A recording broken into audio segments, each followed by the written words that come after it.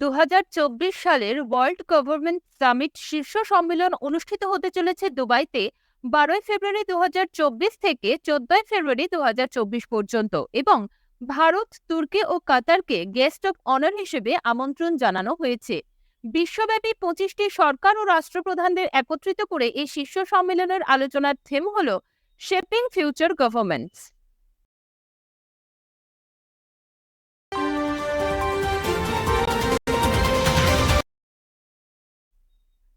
Indian এয়ারফোর্সের C-390 multi mission transport এয়ারক্রাফটের লক্ষ্যে ব্রাজিলিয়ান এয়ারোস্পেস কোম্পানি এমব্রার এবং মাহিন্দ্রা একটি কৌশলগত পার্টনারশিপ ঘোষণা করেছে। IAF তার AN-32 বিমানের পুরনো বহর প্রতিস্থাপন করতে চাইছে এবং এই কোলাবোরেশনটি ভারতের প্রতিরক্ষা আধুনিকীকরণ এফর্টকে আত্মনির্ভর ভারত ইনিশিয়েটিভের আওতায় গুরুত্ব দেয়।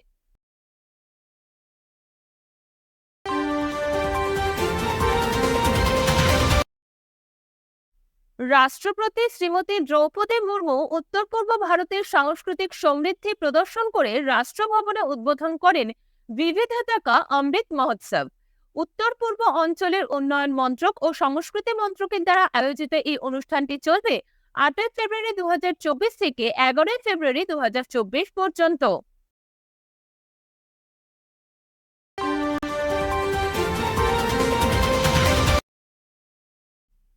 ইন্ডিয়া ট্রেড প্রমোশন অর্গানাইজেশনের সহযোগিতায় ন্যাশনাল বুক ট্রাস্ট দ্বারা আয়োজিত নিউ দিল্লি বইমেলা 2024 প্রগতি ময়দানে আয়োজিত হতে চলেছে 10 থেকে 18ই ফেব্রুয়ারি পর্যন্ত। ভাষা বৈচিত্র্য ও সাংস্কৃতিক বিনিময়কে উদযাপন করতে এবছরের বইমেলার থিম মাল্টিলিঙ্গুয়াল ইন্ডিয়া আ living tradition.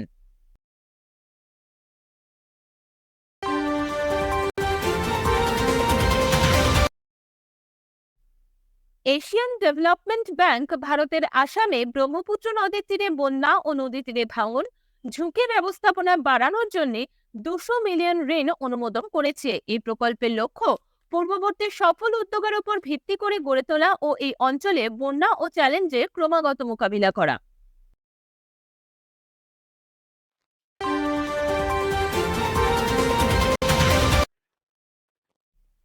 Etihad Airways Chennai super কিংসের সাথে তাদের অফিসিয়াল স্পন্সর হিসেবে যোগদান করেছে, যারা তাদের প্রিমিয়াম পরিষেবা ও উদ্ভাবনী পদ্ধতির জন্য একটি বৈশ্বিক এয়ারলাইন হিসেবে বিখ্যাত।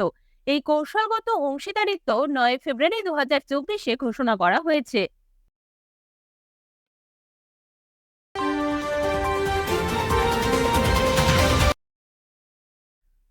প্রথম নিসাঙ্কা দেশের হয়ে ওডিআইতে ডাবল সেঞ্চুরি করা প্রথম খেলোয়াড় হিসেবে শ্রীলঙ্কার ক্রিকেট ইতিহাসে তার নাম খোদাই করেছে। আফগানিস্তানের বিরুদ্ধে নিসাঙ্কার 136 বলে অপরাজিত 210 রান শ্রীলঙ্কান ব্যাটসম্যানদের সর্বোচ্চ ব্যক্তিগত স্কোর ও পুরুষদের ওয়ানডেতে তৃতীয় দ্রুততম আন্তর্জাতিক ডাবল সেঞ্চুরি।